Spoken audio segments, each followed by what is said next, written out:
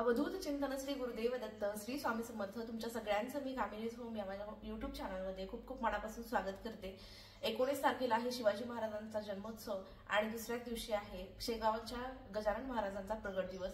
20 तारखेला शेगावच्या गजानन महाराजांचा प्रगट दिवस आहे आणि त्या निमित्ताने आपल्याला कोणती कोणती गजानन महाराजांची सेवा उपासना करायची आहे, त्यासोबतच त्यांचा आवडीचा नैवेद्य काय आहे हे आपण या व्हिडिओमध्ये पाहणार आहोत। बऱ्याच जणांना ह्या गोष्टी माहिती देखील आहेत, पण ज्यांना माहिती नाही त्यांच्यासाठी मी सांगू इच्छिते। तर गजानन महाराजांचा जो प्रगट दिवस आहे तोच आपण साजरा करतो, कारण की त्यांचा जन्म कधी झाला हे अजून पण कोणाला माहिती नाहीये, किंवा गजानन महाराज जे आहे त्यांचा जन्म, त्यांचे आई वडील हे देखील कोणाला माहित नाही। त्यांचा प्रगट दिवस म्हणून आपण हा दिवस साजरा करतो। तर शेगावच्या माघ मध्य सप्तमीच्या दिवशी म्हणजेच 20 तारखेला, त्या दिवशी कॅलेंडरवरती कालाष्टमी असं देखील आलेलं आहे, किंवा अष्टमी जी आहे ती पुढच्या दिवशी म्हणजे 21 तारखेला पूर्ण आहे, त्यामुळे कालाष्टमी असं दिलेलं आहे। तर ह्या माघ मध्य सप्तमीच्या दिवशी शेगावमध्ये गजानन महाराज हे प्रगट झाले होते। एका झाडाच्या खाली ते बसले होते आणि त्या ठिकाणी त्यांचा प्रगट दिवस म्हणून आपण साजरा करतो। तर त्या दिवशी पातुरकर हे जे एक गृहस्थ होते त्यांच्या घरी त्यांच्या मुलांची ऋतुशांती होती आणि त्या दिवशी बऱ्याचशा पंक्ती उठत होत्या, म्हणजे जेवणांच्या पण पंक्ती उठत होत्या आणि त्या पत्रावळी ज्या होत्या त्या झाडाच्या खाली आणून लोक टाकत होते की जेणेकरून जे गुरु वगैरे असतील त्यांना खाण्यासाठी, आणि त्या ठिकाणी गजानन महाराज जाऊन त्या उष्ट्या पत्रावळीमधलं अन्न खात होते आणि ते पाहिलं। ते बंकटलाल आणि दामोदर हे दोन व्यक्ती होते, त्यांनी पाहिलं। लांबून त्यांनी पाहिल्याच्या नंतर त्यांना हे असं वाटलं की हा कोणीतरी एक व्यक्ती आहे की हा विचित्र कसं काय वागतोय, की जो की पत्रावळी मधलं उष्ट्या अन्न खातो आहे। आणि त्यानंतर त्यांना असं वाटलं की हा एखादा जो साधू वगैरे आहे किंवा संत आहे हा कमी वयामधला आहे, कारण की त्यांची जी कांती होती ती खूप प्रसन्न होती, खूप तेजायमान होती आणि त्यामधून त्यांचं जे प्रसन्नता आहे ते झळकत होती। तर त्यानंतर त्यांना असं वाटलं की हा कुठला तरी साधू असेल की ज्याला विषाचाही मोह नाही आणि त्यामुळे तो उष्ट्या पत्रावळीमधलं अन्न खातोय। त्यांनी ताट हे सुग्रास वाढून आणलं आणि त्यानंतर ते जेवणासाठी दिलं। गजानन महाराजांना त्यांनी विनंती केली की तुम्ही यामधलं खा आणि हे उष्ट्या पत्रावळीमधलं खाऊ नका।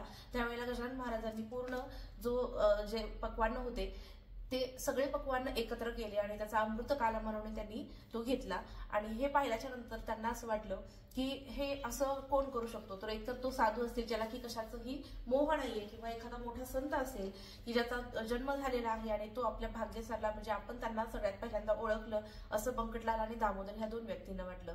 त्यानंतर त्यांनी सांगितलं की आम्ही तुमच्यासाठी पाणी आणूत का, तर पाणी हे जे आहे गुरांसाठी जिथं होतं तर त्या तुंब्यामध्येच पाणी बुडवून आणा असं गजानन महाराजांनी सांगितलं।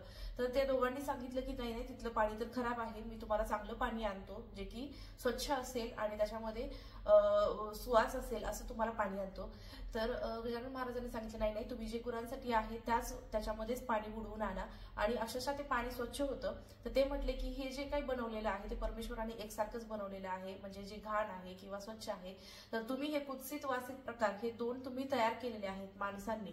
तर असं बोलल्याच्या नंतर बंकटलाल आणि दामोदर यांना लक्षात आलं की हे कुठले तरी महान पुरुष आहेत आणि त्यांच्या जाऊन आपण पाय धरावे आणि आपण त्यांच्याजवळ आपण लीन व्हावं असं वाटलं। आणि त्याच वेळेला गजानन महाराज तिथून अदृश्य झाले। तर हा त्यांचा प्रगट दिवस म्हणून साजरा केला जातो, जो की आहे माघ मध्य सप्तमी। 20 तारखेला हा गजानन महाराजांचा प्रगट दिवस आहे।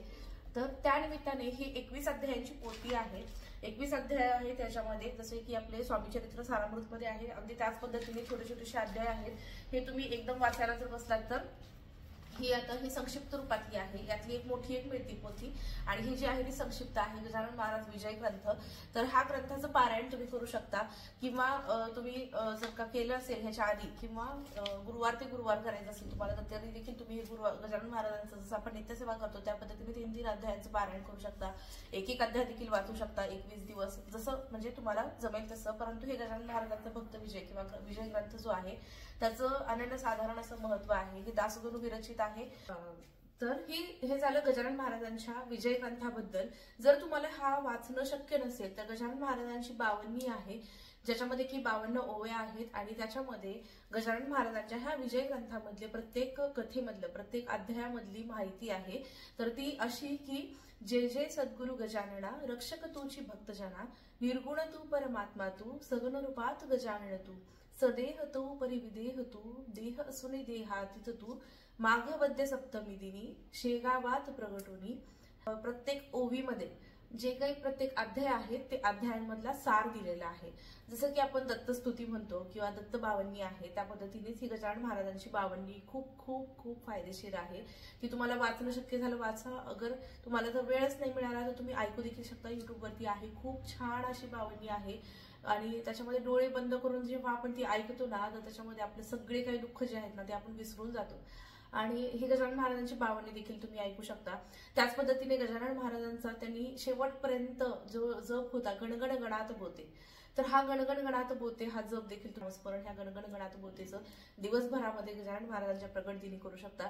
कारण की बघा, जेव्हा जेव्हा असं काही विशेष दिवस असतो ना, त्या दिवशी म्हणजे आपण जसं की आपण दत्तांचा ज्या वेळेला दत्त जयंती असते त्यावेळेला किंवा स्वामींची पुण्यतिथी असते त्यावेळेला आपण अखंड जो सप्ताह असतो, तर त्या सप्ताहामध्ये आपण जास्तीत जास्त सेवा करतो. कारण की त्यावेळेला त्यांचं जे पृथ्वी तलावरचं अस्तित्व आहे ते सूक्ष्म रूपामध्ये जास्त प्रमाणामध्ये असतं. तर त्याच पद्धतीने गजानन महाराजांच्या प्रकट दिनी दिवशी देखील आपल्याला त्यांचं गणगण गणात बोते ह्या मंत्राचा मंत्र जाप करायचा आहे जास्तीत जास्त वेळा, जेणेकरून की त्यांची कृपादृष्टी आपल्यावरती राहावी. कारण की गजानन महाराज हे देखील आपले गुरु आहेत. आणि जसं की स्वामींना पिवळ्या कलरचं आपण झेंडूचं फूल असेल किंवा आणखीन पिवळ्या कलरचा आपण चाफा असेल हे वाहतो, त्याच पद्धतीने गजानन महाराजांना देखील पिवळ्या कलरचं वस्त्र, पिवळ्या कलरचं फूल हे खूप प्रिय आहे. ज्यांच्या घरामध्ये गजानन महाराजांची मूर्ती असेल त्यांनी अवश्य त्यांना पंचामृताने अभिषेक करा आणि पंचामृताने अभिषेक केल्याच्या नंतर त्यांना पिवळ्या कलरचं वस्त्र, पिवळ्या कलरचं फूल अर्पण करा. आणि गजानन महाराजांचा नैवेद्य जो आहे तर त्यांना सगळ्यात आवडतीचं जे आहे ते म्हणजे पिठलं आणि भाकरी. तुम्ही शेगावमध्ये गेल्यानंतर देखील तुम्हाला हे माहिती झालं असेल की त्यांचं जे आवडतीचं जेवण होतं ते म्हणजे पिठलं आणि भाकरी, त्याला झुणका भाकरी म्हणतात. तर पिठलं भाकरी अतिशय साधी आणि सरळ होते गजानन महाराज, आणि त्यांचे जी जीवनशैली होती ती देखील एकदम साधी होती. आणि त्यांचा नैवेद्य देखील खूप सोपा आहे आणि साधा आहे, तो म्हणजे पिठलं आणि भाकरी. त्यासोबतच त्यांना ठेचा देखील आवडायचा, ठेचा आणि कांदा. तर हे देखील तुम्ही नैवेद्यामध्ये अवश्य त्याच्यामध्ये आवर्जून ऍड करा. त्यासोबतच गजानन महाराजांना चहा देखील खूप प्रिय होता, तर चहा देखील तुम्ही नैवेद्याच्या सोबत दाखवू शकता. त्यांना चहा प्रिय होता. त्याच पद्धतीने जसं की आपण स्वामी समर्थांना म्हणतो की त्यांना बेसनाचे लाडू किंवा आता गुरुप्रतिपदा होती, गुरुप्रतिपदेच्या दिवशी आपण देखील बेसनाच्या लाडवांचा नैवेद्य दाखवतो स्वामींना. किंवा आपण म्हणतो की नृसिंह सरस्वती महाराजांचं जे तिथून कर्दळी वनामध्ये ते गुप्त झाले आणि तिथून पुढे स्वामींचे जे आहे ते अवतार त्यांनी घेतला. तर ते कर्दळी वनामध्ये जाताना त्यांना त्यांच्या भक्तांनी म्हणजे त्यांना खाण्यासाठी म्हणून बेसनाचे लाडू वगैरे बनवून दिले होते, जे की त्यांना खूप प्रिय होते आणि स्वामींना देखील खूप प्रिय आहेत. तसेच तुम्ही पिवळ्या कलरचा कोणताही पदार्थ, कोणताही नैवेद्य तुम्ही दाखवू शकता. गजानन महाराजांना देखील ते देखील गुरु आहेत. तर अशाच पद्धतीने जसं की हे 3 अवतार आहेत, गजानन महाराज, स्वामी समर्थ आणि साईबाबा, तर हे कोणत्याही देवांची तुम्ही उपासना केली तरी ती एकट्याचकडे पोहोचणार आहे, ती म्हणजे दत्तगुरूंकडे. अशा पद्धतीने आपल्याला गजानन महाराजांचा प्रगट दिन जो आहे तो साजरा करायचा आहे. संध्याकाळी आपल्याला आरती करायची आहे. शक्य असल्यास उपवास करा किंवा एक वेळ जेवण देखील तुम्ही करू शकता.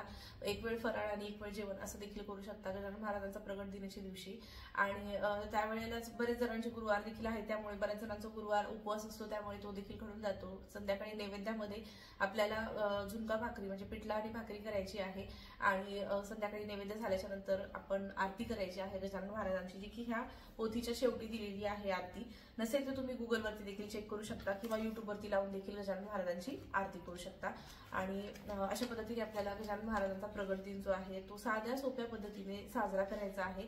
आणि गजानन महाराजांच्या प्रगट दिनाच्या दिवशी आपल्याला गुरूंचं पाठबळ म्हणजे गजानन महाराजांचं पाठबळ जे आहे ते आपल्या पाठीशी बोलावून घ्यायचं आहे. तर ही आहे गजानन महाराजांची आरती. तर व्हिडिओ आवडला असल्यास नक्की लाईक करा, नवीन असेल चॅनलला सबस्क्राईब करा. भेटूया पुढच्या व्हिडिओमध्ये. तोपर्यंत श्री स्वामी समर्थ, जय जय स्वामी समर्थ, गणगण गणात बोते, जय जय गजानन.